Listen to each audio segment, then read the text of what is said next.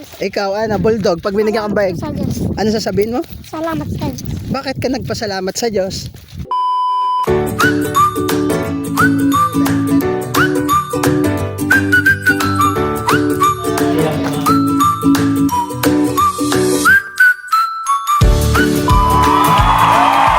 Ang isang mga masasayang moment kapag kasama mo maglakad yung mga batang katutubo, hindi sila nauubusan ng kwento.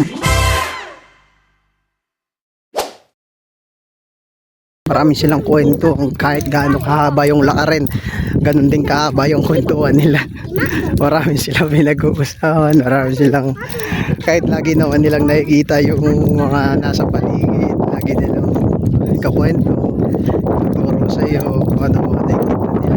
Lagi silang excited tuwing naglalakad sila kasama. Ayan.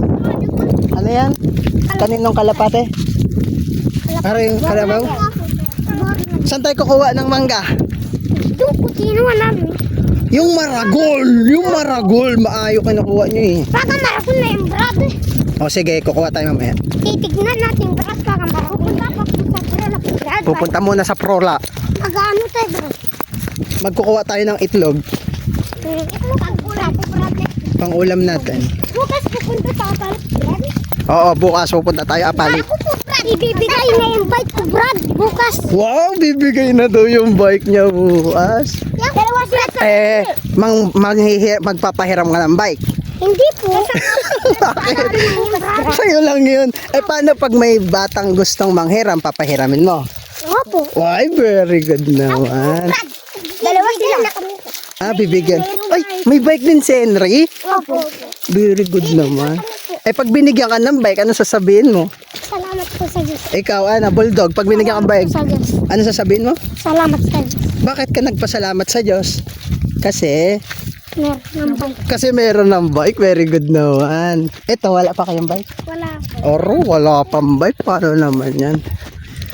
By the way, mahaba-haba pang lakarin namin. Pero hanggang matapos ang aming laarin, Bukas na lang Brad. Bibigay. hindi mauubusan ng kwento tong mga to. Ayun Brad eh. Maganda. Meron ka din ha. Meron ka din. Hindi nasusunog dun. No? Marunong na ako magpapalo no. Marunong na ako. Marunong ka na ba magbike? Oro. Bukas. Yan ang ating short Sitio Adventure for today. Kita-kits mga ear. Bye-bye. Brad, wala sa ng senalas. Wala sa ng senalas. Oro, walang tsinelas.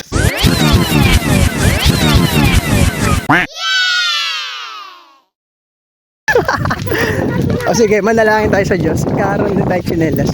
Dito po Brad. Hindi ako makasama dyan Brad sa pale. Ganun ba? Di mo kasama. Titira sa kalapaw Brad. Titira sa kalapaw. Papasok na ako ng kalapaw. Aro, kawawa naman. Ginakuhay mo ba? O, diba? Hindi kayo maubusan ng kwento, kaya kita-kits ulit. Bye-bye.